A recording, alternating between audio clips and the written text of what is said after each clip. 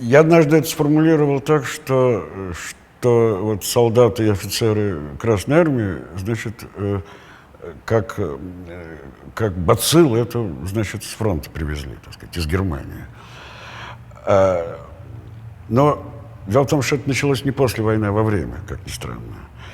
Потому что мой отец, который был фронтовик, он сказал, что уже вот даже на фронтах эти начинались какие-то разговоры, он говорит, пару раз даже драться приходилось.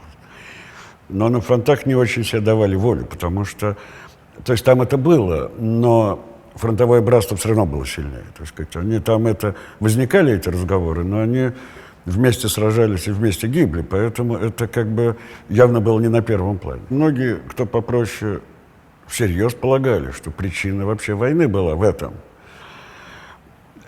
что Гитлер-то, собственно, только евреев ненавидел, а в окружении Сталина их было много, и кругом много, и что вообще напали на нашу страну из-за этого.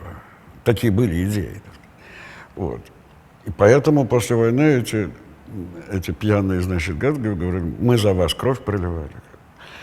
А там, например, стоял рядом мой отец и говорит, а я, между прочим... Да, ну вот, говорит, а я за тебя, что ли? В детстве в моем это было очень сильно.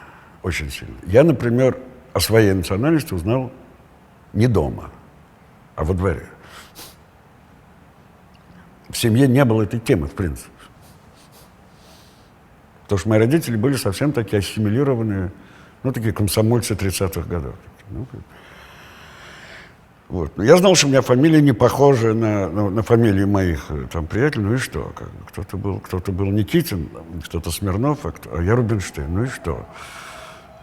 Но я во дворе узнал, что я еврей.